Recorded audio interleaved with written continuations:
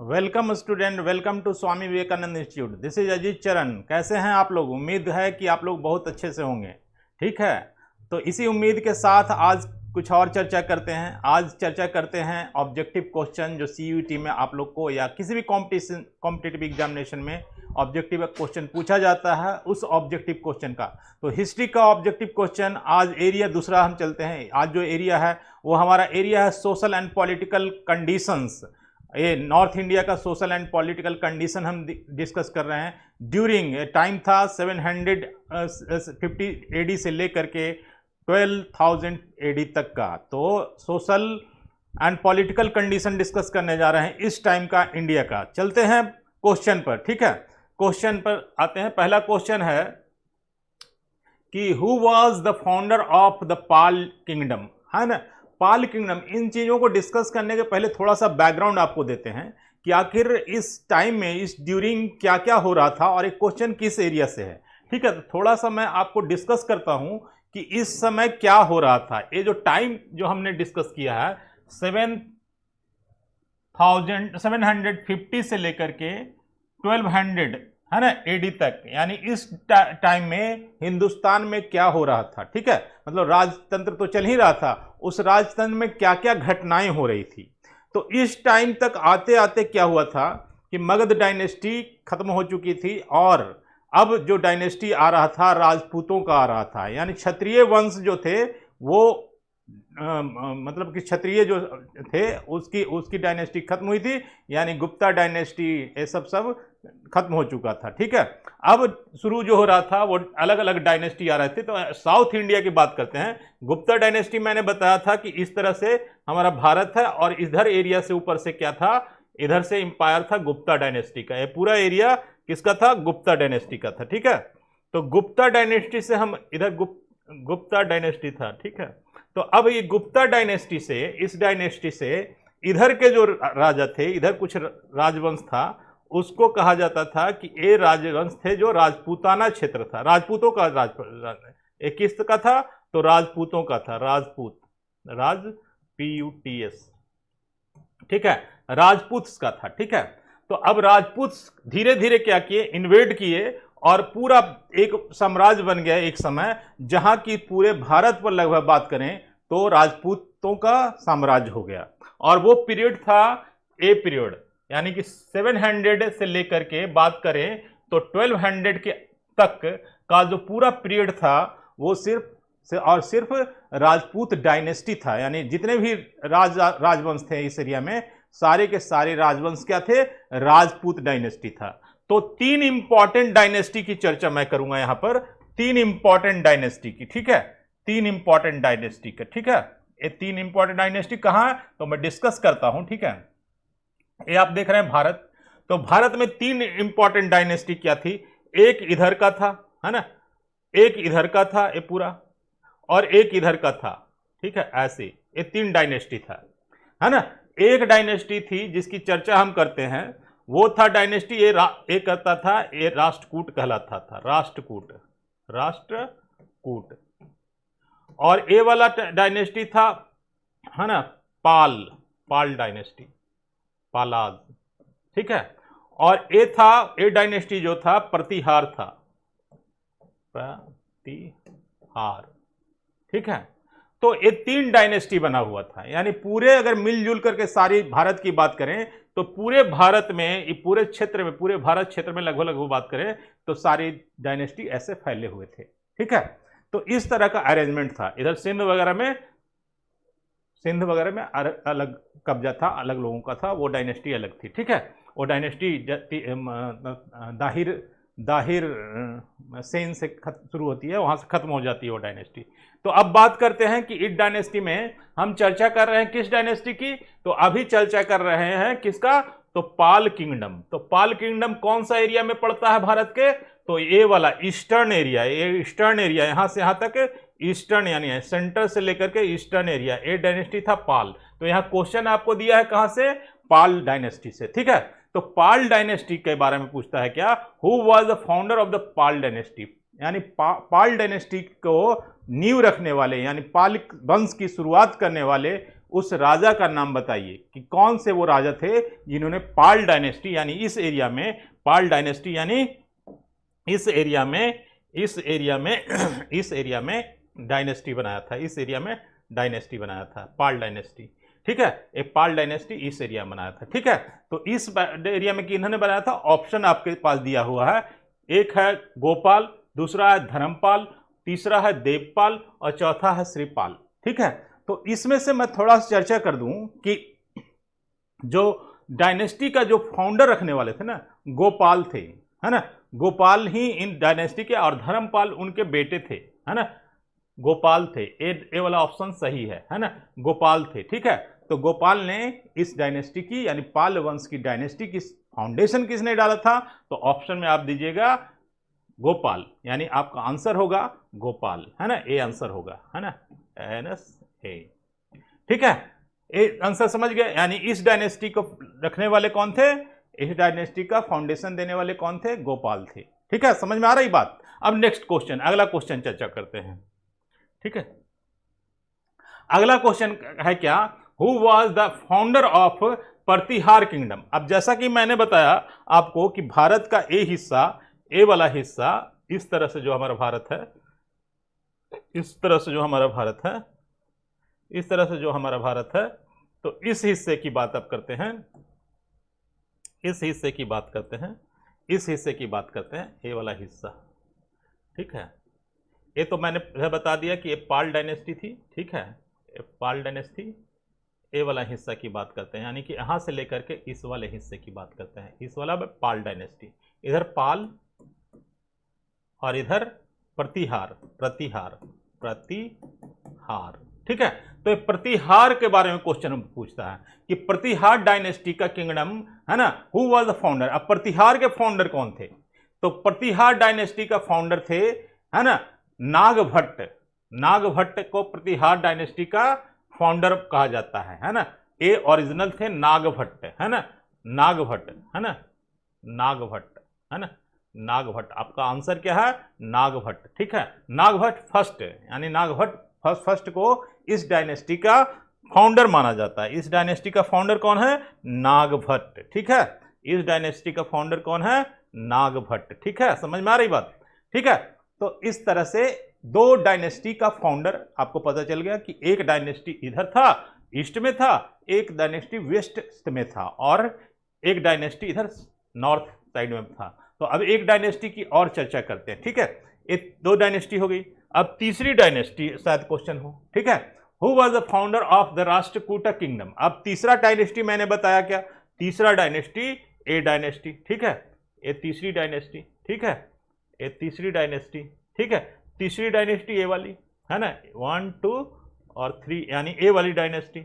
ए dynasty का कौन थे फाउंडर, है ना, इस डायनेस्टी के फाउंडर कौन थे, इस डायनेस्टी के, इसको बोला जाता था राष्ट्रकूट। क्या बोला जाता था, राष्ट्र KUTA, कूटा, है ना, ये राष्ट्रकूट डायनेस्टी था। ठीक है, तो इस डायनेस्टी के फाउंडर कौन थे, तो इस डायनेस्टी के फाउंडर थे दंती दुर्गा, है ना, फाउंडर कौन थे, दंती दुर्गा।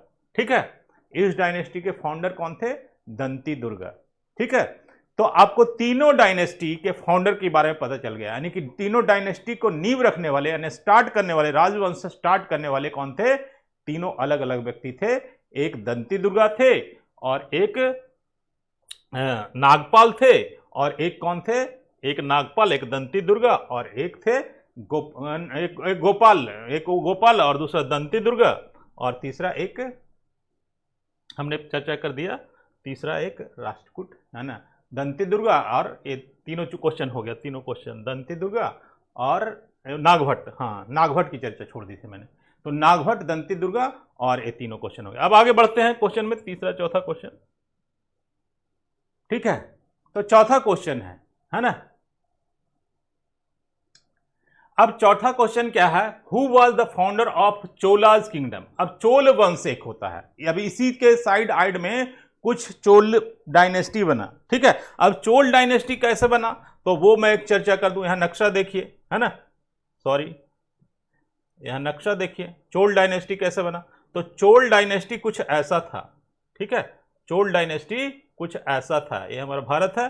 तो इस एरिया में चोल डायनेस्टी था, क्या था? चोलाज थे इस एरिया में, किनारे वाले एरिया में चोलाज थे, है ना। ये दूर था दोनों डायनेस्टी, यानी कि जो एक डायनेस्टी मैंने बताया राष्ट्रकूट और चोलाज अलग अलग थे, ठीक है। तो चोल डायनेस्टी थे, उसी समय चोलाज थे, कुछ चोल वंशी थे, ठीक है। तो चोल वंशी एक डायनेस्टी था। अब उसकी चर्चा करते हैं, चोल डायनेस्टी की चर्चा करते हैं। तो चोल डायनेस्टी के किंगडम के फाउंडर कौन थे, है ना। तो चोल डायनेस्टी के किंगडम के फाउंडर दंती दुर्गा, विजयालया या फिर श्रीभट्टा या बरमंद, है ना। इसमें से ऑप्शन आपका सही होगा ए वाला, ठीक है। यानी विजयलया जो थे वो इस डायनेस्टी के क्या थे? फाउंडर थे। यानी 4 वंश को आपने पढ़ा। विजयलया किसके? तो चोल वंश के। विजयलया किसके? तो चोल वंश के। तो चोल वंश के फाउंडर कौन थे? विजयलया, ठीक है। और आपने 4 डायनेस्टी जो आज पढ़ा, है ना, उन चौथा डायनेस्टी है। अब चौथा डायनेस्टी की बात हम करते हैं। याद रखिएगा, इसको कैसे याद रखना है तो मैं एक तरीका बताता हूं। ये एरिया आज भी क्या कहलाता है? कोरोमंडल कहलाता है। यानी उड़ीसा के किनारे किनारे तटीय क्षेत्र को हम क्या कहते हैं? कोरोमंडल कहते हैं। कोरोमंडल, है ना। असल में ये शब्द बाद में बदल गया है, पहले ये था चोलोमंडल। चोलोमंडल क्या था? चोलोमंडल था। शब्द क्या था? चोलोमंडल, ठीक है। तो देखो चोलोमंडल, CHOLOMANDL, है ना। चोलोमंडल शब्द बाद में धीरे धीरे, क्योंकि चोल वंशी वालों को का ग्रुप जो था उसको चोलोमंडल बोला जाता था, और ये पूरा का पूरा एरिया जो था चोलोमंडल यानी था। इस पर चोलों का राज था। बाद में बहुत आगे बढ़े, बहुत फैले, ठीक है। समझ में आ रही बात? तो ये चोल वंश के संस्थापक कौन थे, यानी किन्होंने नींव डाली थे? तो विजयालया से आप याद रखिएगा कि विजयालया इस वंश के फाउंडर थे। यानी सबसे पहले चोलों का वंश किन से शुरुआत होती है, डायनेस्टी किन से शुरुआत होती है? तो विजयालया से शुरुआत होती है। अब नेक्स्ट आगे बढ़ते हैं। अब आगे बढ़ते हैं कि name the capital of Rashtrakuta, है ना। राष्ट्रकूट जो वंश था, यानी कि ये वाला हिस्सा जो मैंने डिस्कस किया कि ये सेंटर वाला जो यहां से ऐसे हिस्सा था राष्ट्रकूट, इस राष्ट्रकूट के कैपिटल कहां था? कैपिटल कहां था? यानी कि जहां राजा रहता है ना उसको कैपिटल कहते हैं। जहां राजा रिसाइड करता है उस एरिया को कैपिटल माना जाता है, क्योंकि पहले जो राजतंत्र होता था वहां राजा का एक महल होता था, उस महल में राजा निवास करता था, उसके इर्द गिर्द बहुत सारी सैनिक होती थी, पूरा नगर सुरक्षित होता था, किला घेरा हुआ होता था, बंद हुआ था। यानी कि जैसे आज होता है कि आज किला तो नहीं घेरा जाता, लेकिन आज सिक्योरिटी फोर्सेज होती है हर जगह पर, है ना। तो उस जमाने में क्या था? किला घेर दिया जाता था, सिक्योरिटी फोर्स उतना नहीं थे, नंबर ऑफ पीपल कम था। तो ऐसे में क्या करता था? सुरक्षित एरिया में राजा रहते थे। तो ये जो होता था ना, जो कैपिटल बाद में शब्द यूज करते हैं कैपिटल, एक कैपिटल का मतलब होता है कि जहां राजा रहता है। तो जब ये वंश बना राष्ट्रकूट वंश, तो राष्ट्रकूट वंश का कैपिटल कहां था? तो ये सारे जगह है। एक है मन्याखेत, दूसरा है तंजौर, तीसरा है उज्जैन, चौथा है कांचीपुरम। तंजौर और कांचीपुरम आज भी फेमस है। कांचीपुरम में सिल्क की साड़ी बनती है ना। कांचीपुरम में ओरिजिनल सिल्क की साड़ी बनती है, ठीक है। तो ये जो ओरिजिनल क्षेत्र था ना, वो था जहां जहां कैपिटल था, वो कैपिटल था मान्याखेत जगह था, शहर था जो कैपिटल बनाया गया था, जो राज्य का केंद्र बनाया गया था, राजा का रिहायश एरिया बनाया गया था, वो था कौन? मान्याखेत।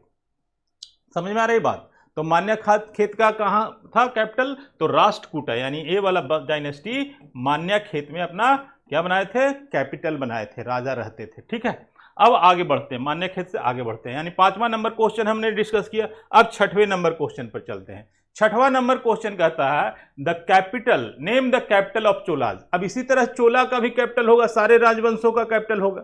तो चोलाज का कैपिटल का नाम बताइए, ठीक है। तो चोलाज कैपिटल जो था ना वो तंजौर में था। इसमें ऑप्शन दिया हुआ है, तंजौर भी ऑप्शन है ना, उज्जैन भी ऑप्शन दिया हुआ है, और कांचीपुरम भी दिया हुआ है ना, और वर्मा दिया हुआ है। ये सारे ऑप्शन दिए हुए हैं, जिसमें कि ए वाला ऑप्शन आपका सही है, तंजौर कहाँ था? तो चोलाज कहाँ के थे? चोला अभी तो पता चल गया कि चोला किस एरिया में, तो एक कोरोमंडल वाला, भारत का एक कोरोमंडल एरिया, है ना। यहाँ पर क्या था, चोल थे, चोल यहाँ तो कैपिटल था, तो यहीं पर तंजौर था, तंजौर में TANJOR, तंजौर, तंजौर में कैपिटल था चोलों का, है ना। याद रखिएगा चोलों का कैपिटल कहाँ था, तंजौर में था। ठीक है, समझ में आ रही बात। अब आगे बढ़ते हैं, अगला क्वेश्चन।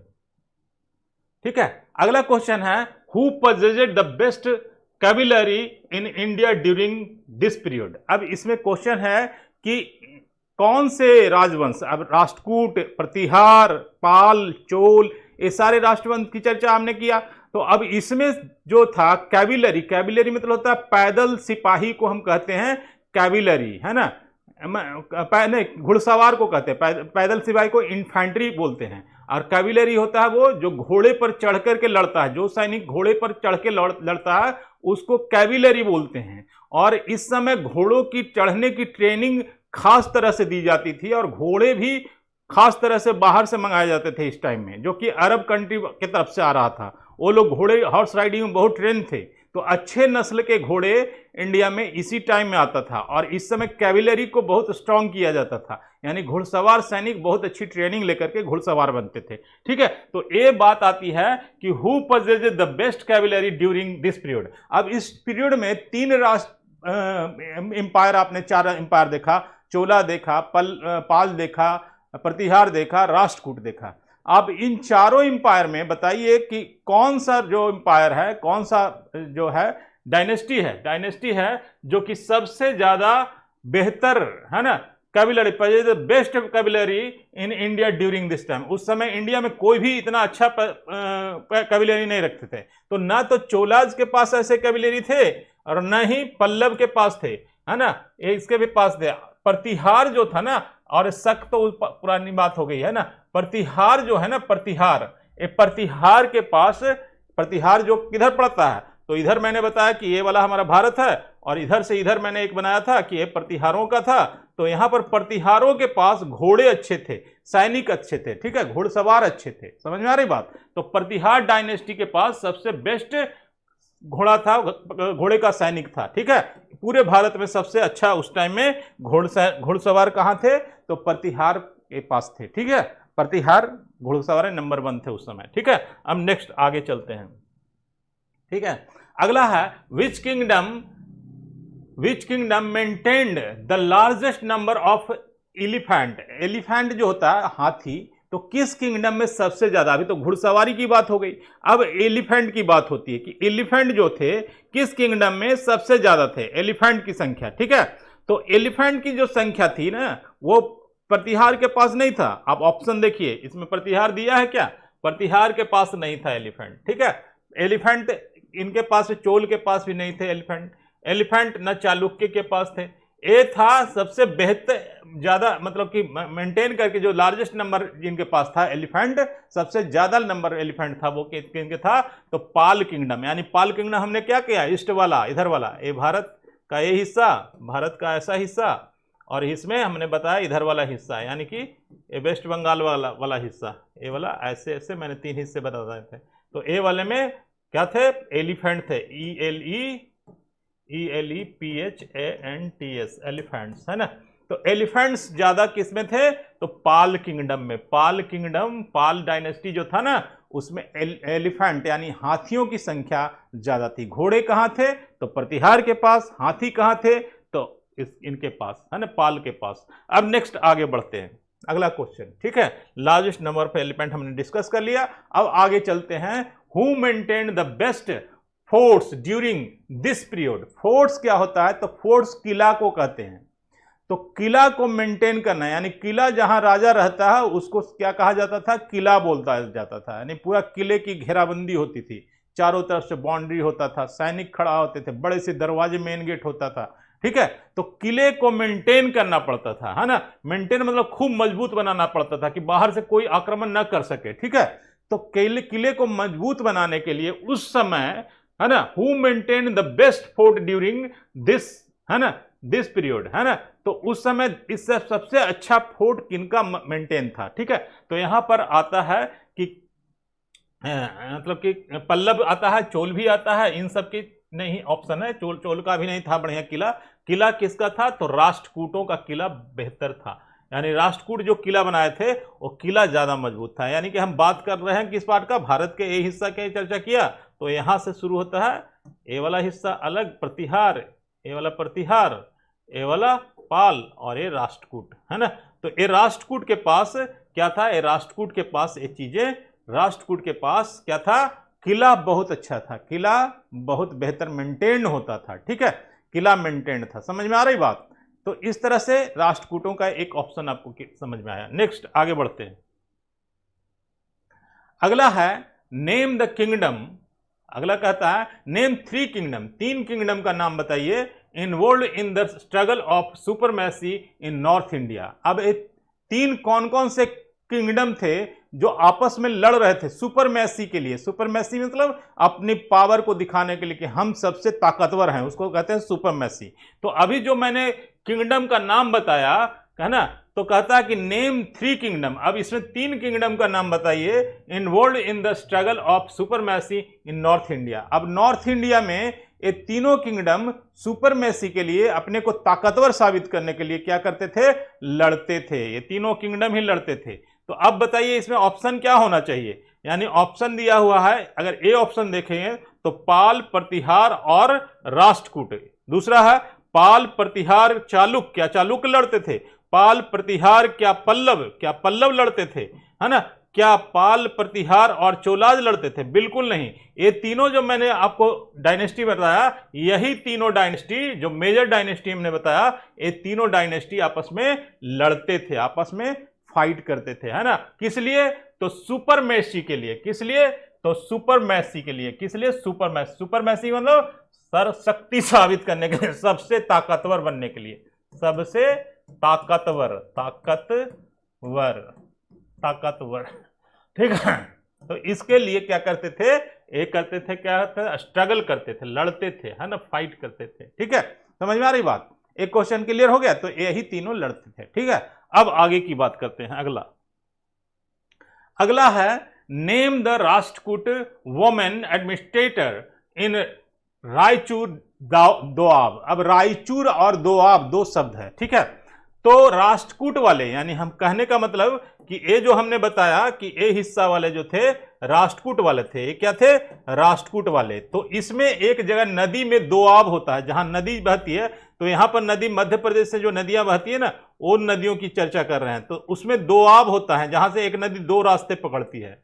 तो वो यहां पर एक दोआब था, है ना, क्या था, दोआब, ठीक है। तो इस दोआब पर क्या था, एक एडमिनिस्ट्रेटर राजा नियुक्त करता था। एडमिनिस्ट्रेटर मतलब उस दोआब, मतलब उस नदी के किनारे क्या होता था, सैनिक कभी आ जाते थे। नदी के किनारे क्या होता ट्रेड होता था नदी से उन दिनों।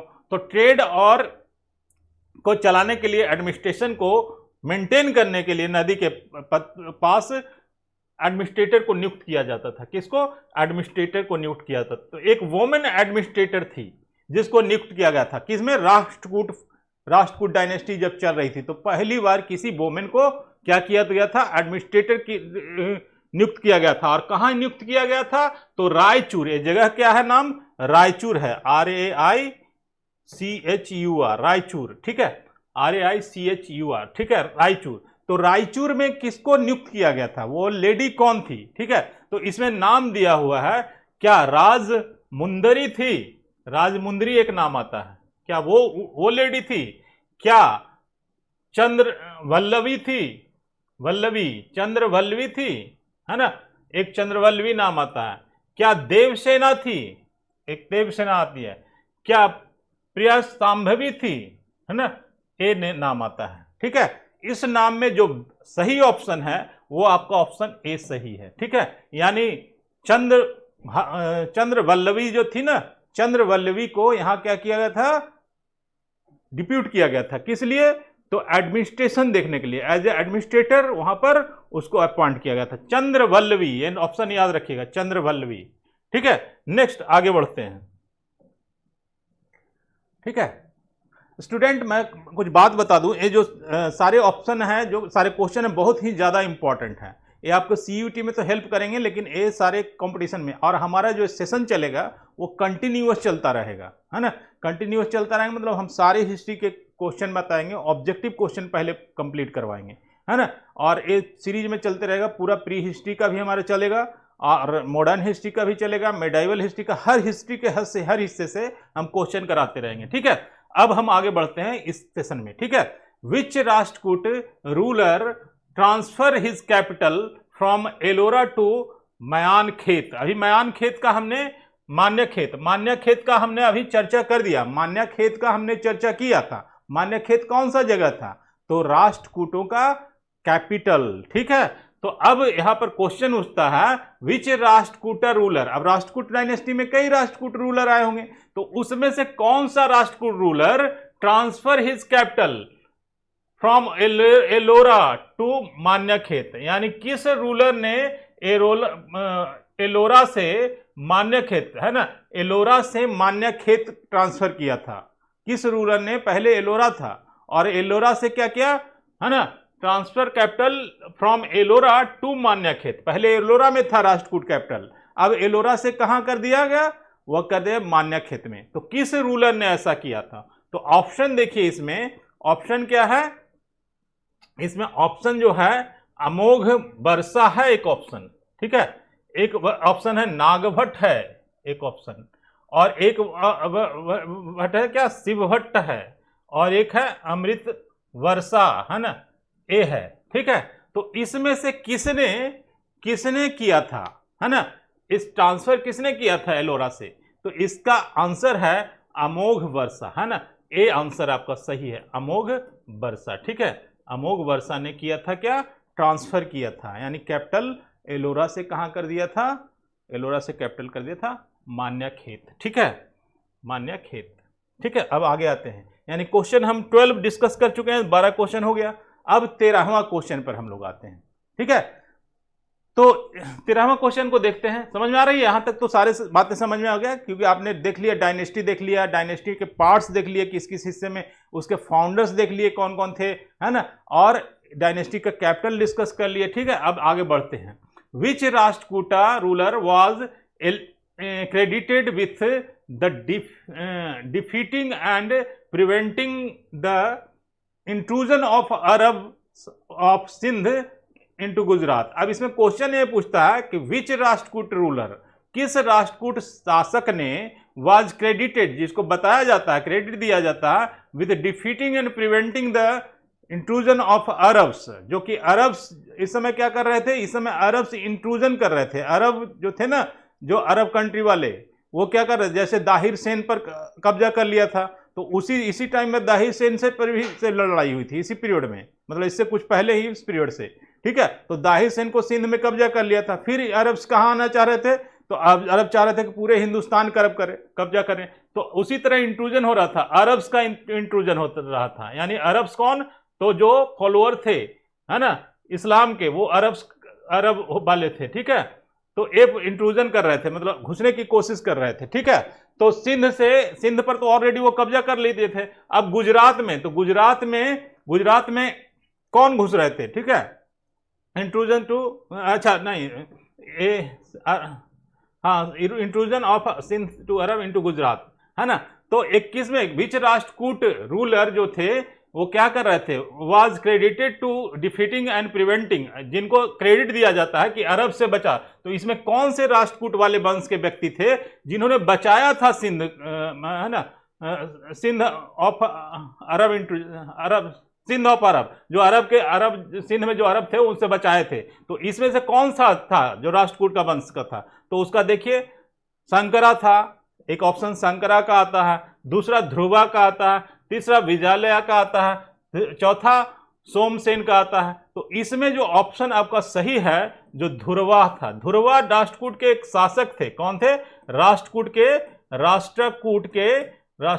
के एक शासक थे ध्रुवा, जिनको इस तरह से अगर देखें ऐसे, तो यहां पर गुजरात पड़ता है, और ये एरिया क्या था? गुजरात का एरिया था, जो कि राष्ट्रकूटों के पास था। तो राष्ट्रकूटों को इधर से सिंध से क्या होता था कि अरब इंट्रूजन करते थे। तो यहां पर ध्रुवा ने क्या किया था? बचाया था, है ना, और हराया भी था, डिफीटिंग, हराया भी था, and preventing them to intrusion of Arab in Sindh to Gujarat. Sindh से गुजरात जो आना चाह रहे थे वो अरब, सिंध में तो कब्जा कर ही लिए था अरब। अब वो अरब क्या चाह रहे थे कि हम गुजरात और इन सारे राजाओं के डायनेस्टी में इंटर करें। तो ये जो राजा थे ध्रुवा, उस समय लड़ाई हुई थी, ध्रुवा ने उनको हराया था अरब को और बचाया था, इसलिए उनको कहा जाता है कि हमने हिंदुस्तान को बचाने वाले, अरब से बचाने वाले, अरब को हराने वाले कौन थे? तो ध्रुवा थे, जो राष्ट्रकूट वंश के थे। ठीक है, आगे बढ़ते हैं नेक्स्ट। अब हम आगे बढ़ते हैं। इन दोज रीजन डिड, हाँ, इन हुज रीजन, दोज नहीं सॉरी, इन हुज रीजन मतलब रिजीम है, रिजीम मतलब शासन काल में, did the Al Masudi Arabs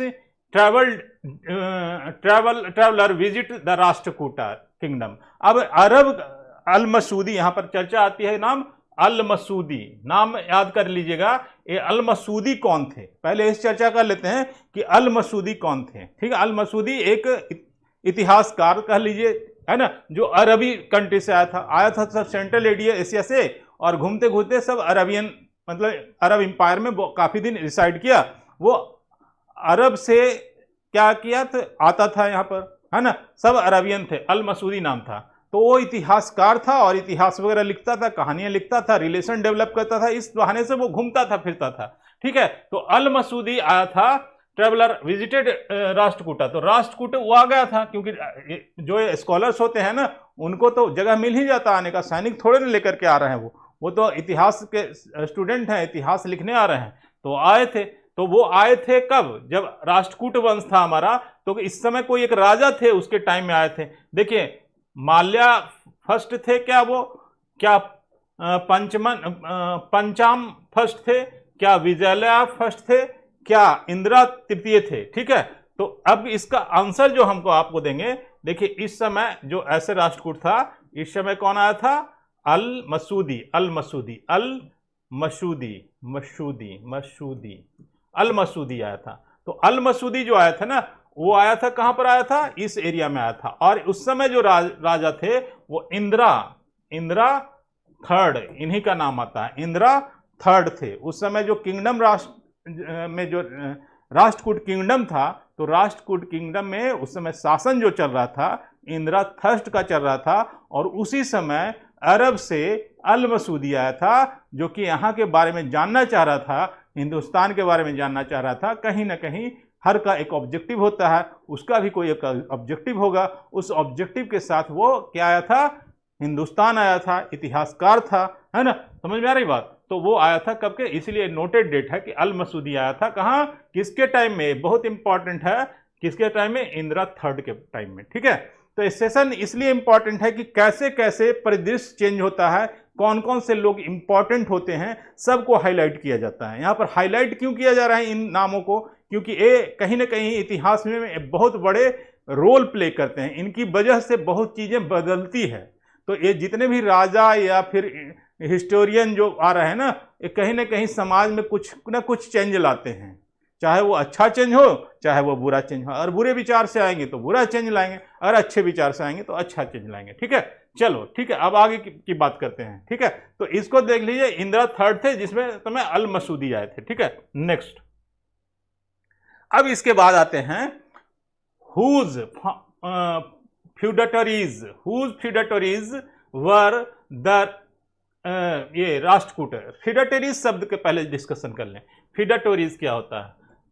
feudalism एक शब्द है जो सामंत जिसको हिंदी में कहते हैं, यानी बड़े परिवार, बड़े मतलब संपन्न परिवार में जो पैदा लेते हैं उसको फ्यूडल्स बोलते हैं। ठीक है, तो पहले क्या था? राजतंत्र था, फ्यूडल्स बहुत बड़े बड़े होते थे, है ना, जो कि बड़े बड़े राजघराने में बहुत संपत्ति वाले, तो उनको हम फ्यूडल कहते थे। तो अब हुज फ्यूडेटरीज, अब इसमें एक बड़ा साम्राज्य से एक परिवार आया था, है ना, तो वो क्या किया था? फ्यूडेटरीज से आया था, वेयर द राष्ट्रकूट। तो राष्ट्रकूट क्या था?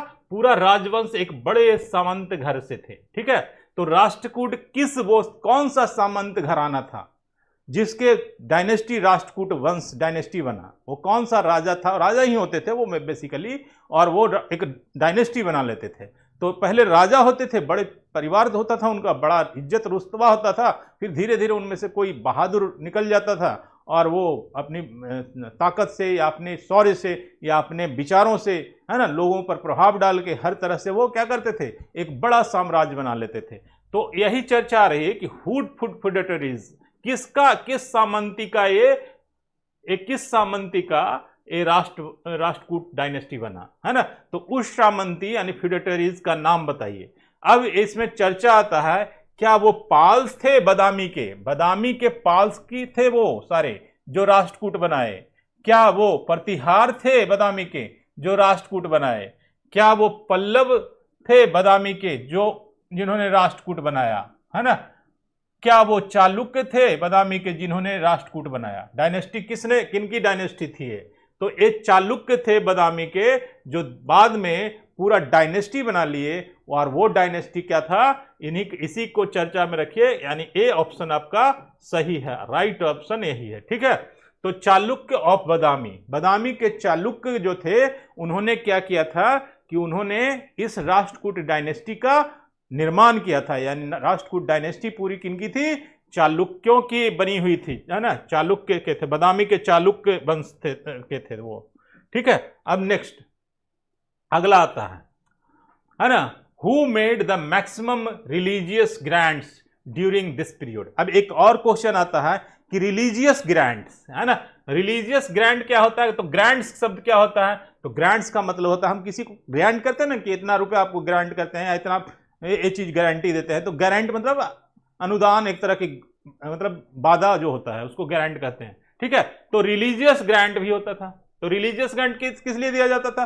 तो राजा देता था रिलीजियस ग्रांट, किस पर्पज से? तो आप पुरोहितों को देता था, पंडितों को देता था, क्या कहता था कि भैया आप क्या कर लो, इतना धन ले लो और ये अपने मंदिर में लगा देना। तो उसको रिलीजियस ग्रांट कहते हैं, ठीक है।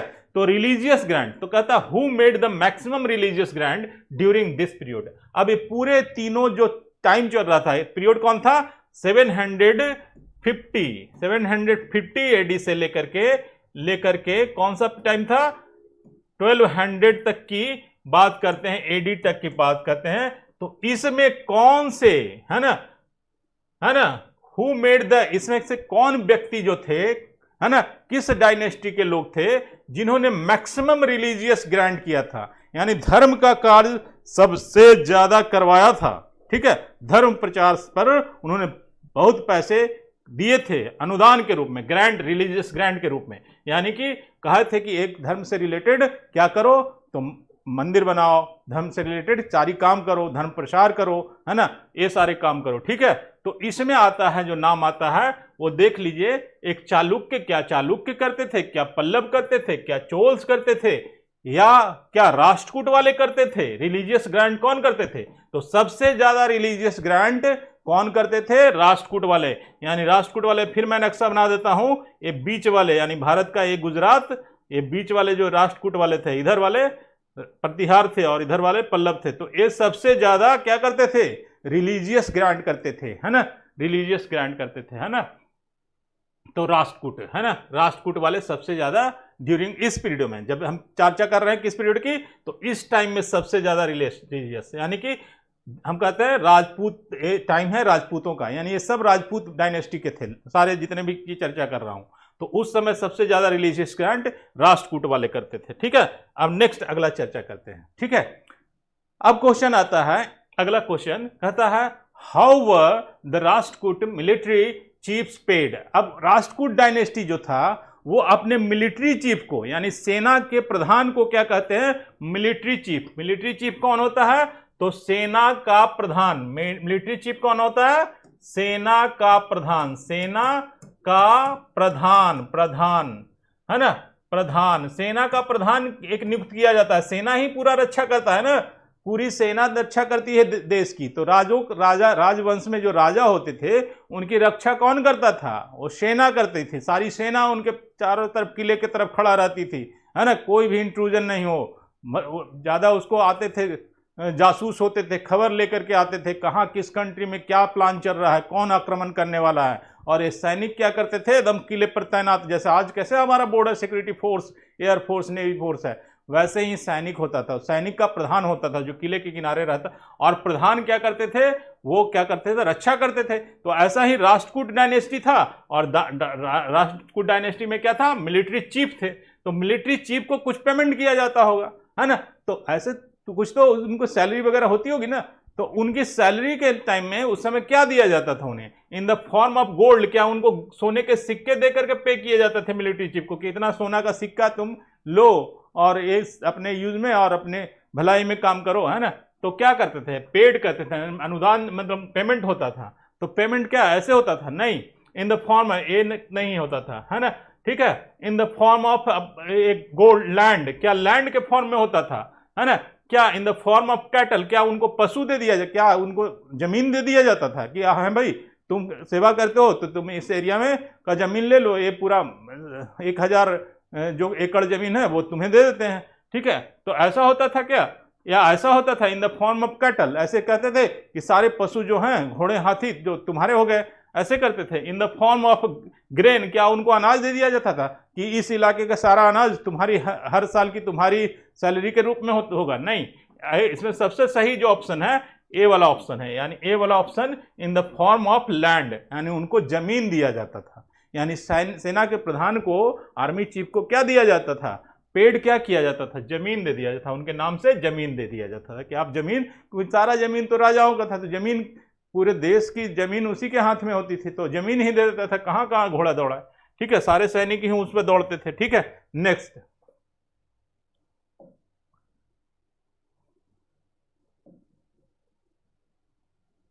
ठीक है, तो हमने चर्चा किया 17, अब अगला नंबर 18 नंबर, ठीक है। What was the cause of the conflict between Rashtrakuta and Gurjara Pratihara. Gurjara Pratihara और राष्ट्रकूट वालों में लड़ाई का कारण क्या था, क्यों आपस में ये दोनों लड़ते थे, क्या कारण था, ठीक है। तो गुर्जर प्रतिहार और राष्ट्रकूट, हम नक्शा बनाए थे ऐसे आपको भारत का, और इसमें मैंने बताया था आपको कि ये वाला हिस्सा जो है इस तरह से ऐसे था, है ना, इतना दूर मैंने फालतू खींच दिया, और ये ऐसे था और ये ऐसे था, ये राष्ट्रकूट था, ये पाल था, और एक कौन था, प्रतिहार था, प्रतिहार, ठीक है। तो अब इसमें से कहता है हु वाज द, है ना, क्या कहता है, what was the cause, conflict क्यों था between the Rashtrakuta and Gurjara Pratihara. Gurjara Pratihara Rashtrakuta के बीच में लड़ाई का मुद्दा क्या था, किस लड़ाई की वजह से वो आपस में लड़ते थे, ठीक है। गुर्जर प्रतिहार और राष्ट्रकूट, यानी ये दोनों लड़ते थे, ये दोनों भाई साहब लड़ते थे। क्यों लड़ते थे भाई साहब बताइए, कि ये आसपास के पड़ोसी हैं तो लड़ेंगे ही, है ना। तो ये लड़ते थे, किस लिए लड़ते थे, तो इसलिए नहीं लड़ते थे कि सुबह आपके बकरी ने मेरा खेत चर लिया, बल्कि इसलिए लड़ते थे कि भैया हमसे संभल के रहना, हम ताकतवर हैं, पड़ोसी को ऐसे भी दिखा के रहते हैं लोग, ठीक है।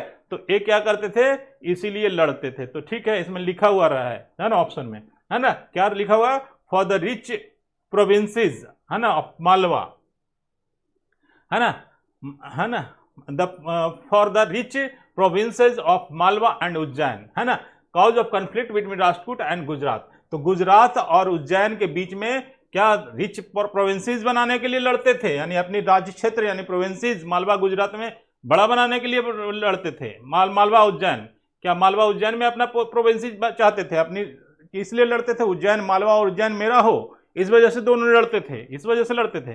क्या rich for the rich provinces of Malwa and Kosala, Malwa और कोसल में मेरा रिच प्रोविंसेस फैले, इसलिए लड़ते थे।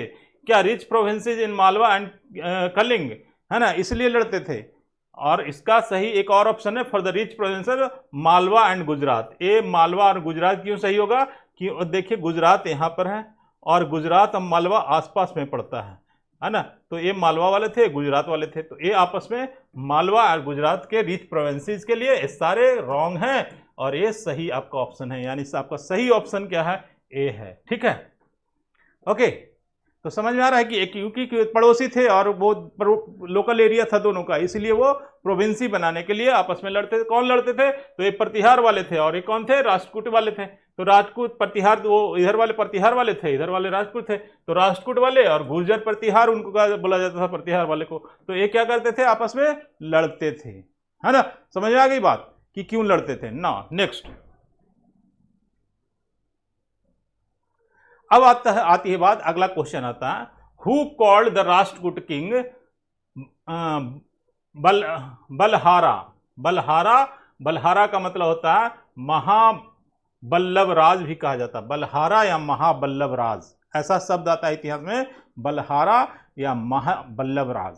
तो बात है कि बलहारा या महाबल्लभ राज कह करके, है ना, कह करके who called the Rashtrakuta king, और एक किसको बुलाया जाता था, राष्ट्रकूट किंग को बोलते थे। तो कौन कैसा कहते थे, है ना, एज द ग्रेटेस्ट किंग। अब इसका मतलब क्या होता है, बलहारा का मतलब का कि सबसे महान राजा, किंग ऑफ इंडिया, भारत का सबसे महान राजा, ऐसा कह करके बोलते थे। किसको, राष्ट्रकूट वालों को। ठीक है, कौन बोलते थे ऐसा, है ना, राष्ट्रकूट वालों को भारत का सबसे महान किंग, और उसके लिए शब्द जो यूज करते थे वो शब्द था मल्हारा। मल्हारा या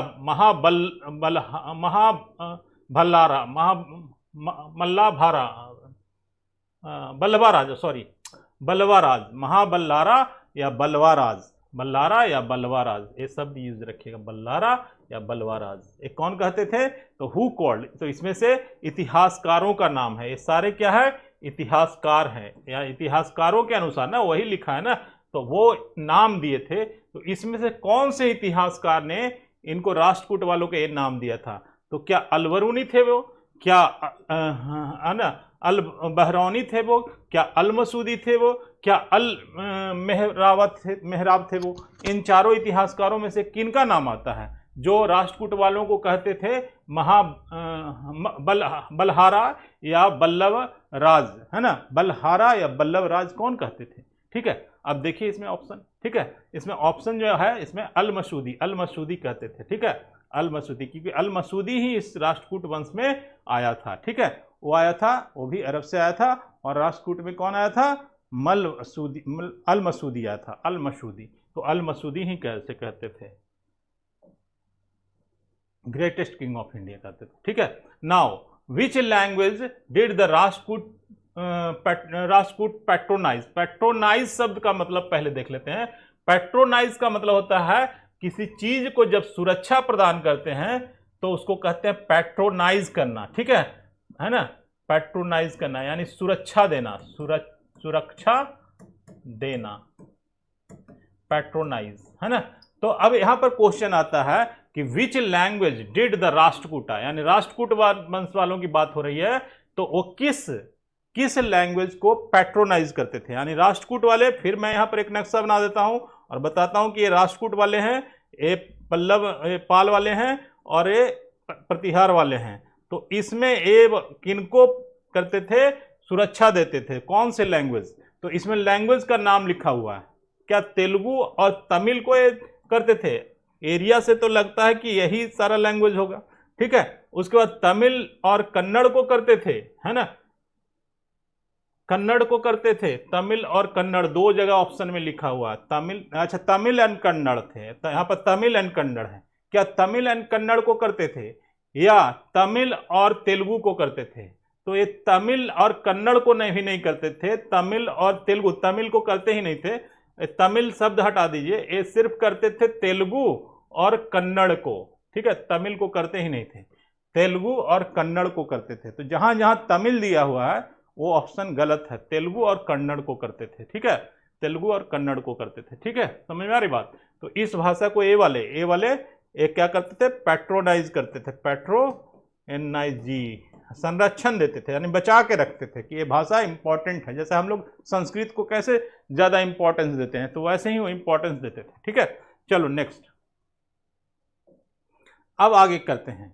to whom were the elephants cave attributed. Elephanta, elephant नहीं, एलिफेंटा, एलिफेंटा केव का नाम है, गुफा है ना।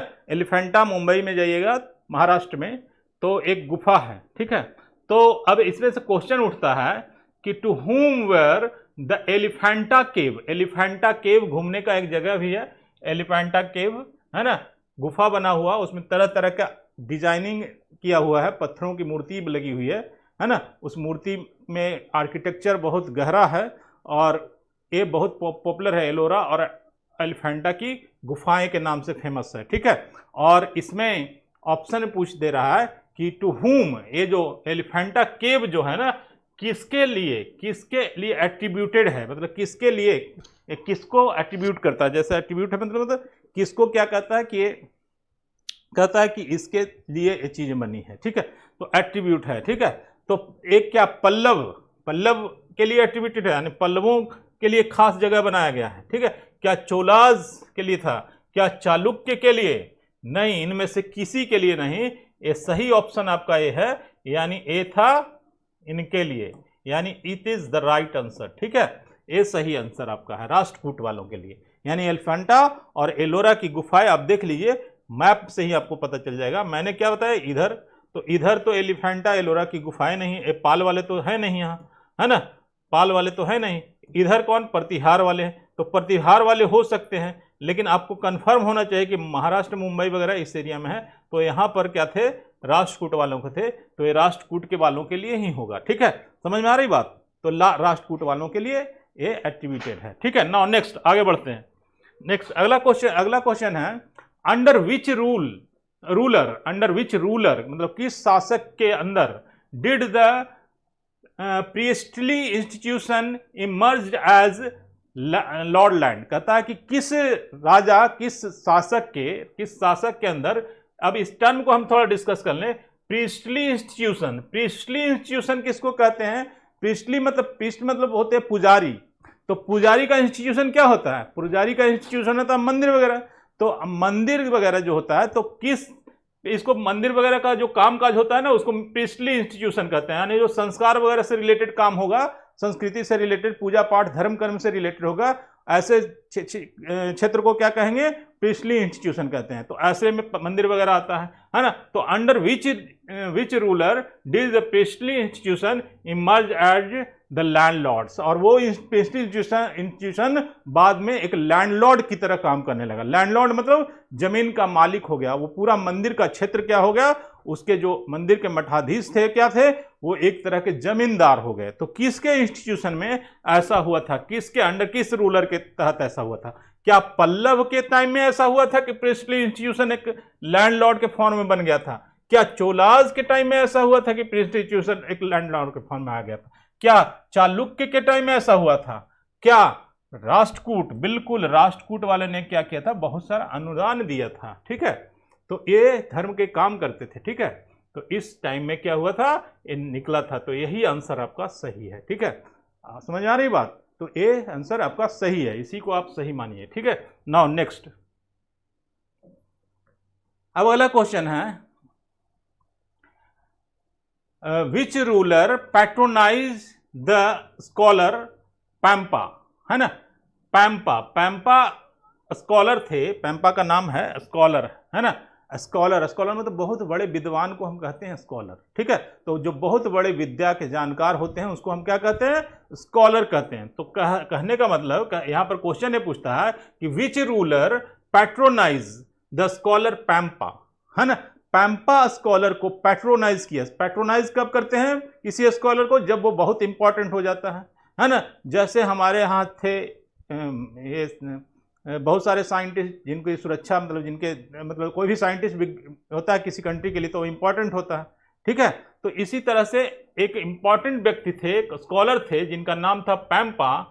तो पैम्पा को किस रूलर ने, अब रूलर राजा का नाम बताना होगा, तो किस रूलर ने पैट्रोनाइज किया था? पैट्रोनाइज मतलब संरक्षण दिया था, है ना, अपने पास रखा था, है ना। तो क्या पल्लव रूलर थे, वो पल्लव वंश के रूलर ऐसा करते थे, पल्लव वंश के दिए थे। पैम्पा को पैट्रोनाइज किसने किया था? क्या पल्लव वाले किए थे?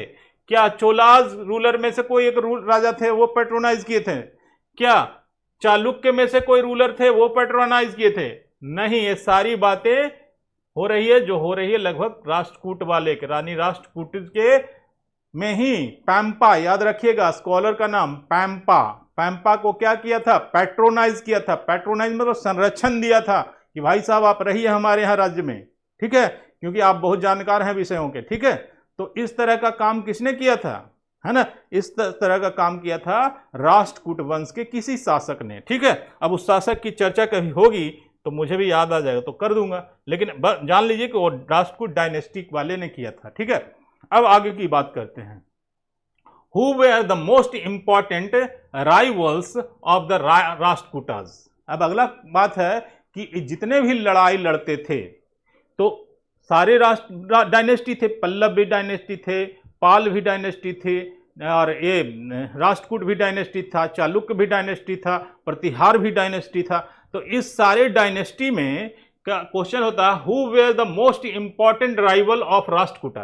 तो राष्ट्रकूट से राइवल का मतलब होता है, शब्द हम यूज कर देते हैं rival, most important rival. Rival का मतलब होता है सीधा प्रतिस्पर्धा करने वाले, यानी शत्रु, दूसरी भाषा में कर ले शत्रु, है ना, शत्रु, है ना, शत्रु कौन थे, शत्रु यानी एनिमी, है ना। तो कहते थे कि मोस्ट इंपॉर्टेंट राइवल ऑफ प्रतिहार। तो प्रतिहार का सबसे बड़ा शत्रु कौन थे, ये इसमें से ऑप्शन बताइए। क्या दंती दुर्गा व्यक्ति जो थे वो प्रतिहार के सबसे बड़े शत्रु थे? क्या प्रतिहार्ष के सबसे बड़े शत्रु प्रतिहार्ष थे? ऑप्शन गलत हो जाएगा। प्रतिहार्ष के बड़े शत्रु, प्रतिहार्ष यहीं खत्म हो गया, है ना, प्रतिहार्ष के थे, हाँ प्रतिहार्ष यही है ना। यह question who were the most important rivals of Rashtrakuta. अच्छा, राइवल ऑफ राष्ट्रकूटा, राष्ट्रकूटा के बारे में पूछा, हाँ सही है, प्रतिहार नहीं, प्रतिहार यही सही ऑप्शन है। प्रतिहार ही लड़ते थे ना, प्रतिहार राइवल दोनों लड़ते थे आपस में, तो ये प्रतिहार जो है आपका ऑप्शन वो सही है। ये प्रतिहार लड़ते थे ना आसपास में, चालुक्य नहीं लड़ते थे, पल्लव नहीं लड़ते थे। सबसे ज्यादा लड़ाई किसके लिए होते थे? पड़ोसी था, तो प्रतिहार वंश वाले सादे ज्यादा राष्ट्रकूट से लड़ते थे। कई बार हमने डिस्कशन कर दिया। नाउ नेक्स्ट आगे नेम द राष्ट्रकूट रूलर। अब राष्ट्रकूट में कोई एक शासक थे, उनका नाम बताना है।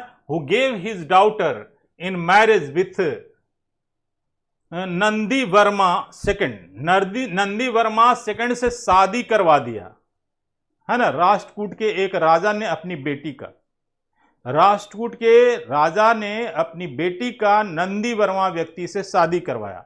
और नंदी वर्मा क्या थे? नंदी वर्मा सेकंड के नाम से जाने जाते थे जिनसे शादी हुई। तो नंदी वर्मा सेकंड से शादी करवाई। एक कौन थे नंदी वर्मा? तो पल्लव रूलर थे, यानी पल्लव रूलर थे, पल्लव, है ना, पल्लव रूलर थे। पल्लव वंश के एक क्या था, पल्लव डायनेस्टी के क्या थे, रूलर थे। ये वो प्रतिहार वाले नहीं थे, ये पल्लव वाले थे। तो प्रतिहार से तो लड़ाई ही चलती थी, तो वो शादी कैसे करवाते? ठीक है, तो शादी किससे करवाई थी अपनी बेटी का? पल्लव वाले ने, है ना। तो पल्लव वंश डायनेस्टी में, है ना, किस शासक ने ऐसा किया था? तो अब राष्ट्रकूट के किस शासक ने ऐसा किया था कि पल्लव डायनेस्टी के नंदी वर्मा सेकंड से अपनी बेटी का शादी करवाया था? तो राष्ट्रकूट वंश के दंती दुर्गा, इनकी ऑप्शन है दंती दुर्गा, यानी दंती दुर्गा राष्ट्रकूट के डायनेस्टी के एक राजा थे जिन्होंने अपनी बेटी का शादी किनसे करवा दिया था? तो पल्लव वंश के रूलर से, जिनका नाम हम यहां पर बताते हैं नंदी वर्मन सेकंड था। नंदी वर्मन सेकंड के साथ शादी करवाई। ठीक है, और ये सारे ऑप्शन जो आप देखते हैं, राजवल्लभ और दुर्वा की बात हो चुकी है, और इंदिरा थर्ड, ये सब से कोई यहां पर ऐसा शादी वादी नहीं हुआ था। दुर्वा तो खुद उसी वंश के डायनेस्टी के थे। ठीक है, समझ में आ रहा है बात? नाउ नेक्स्ट, इसके आगे का क्वेश्चन देखते हैं। शायद क्वेश्चन खत्म हो गया है।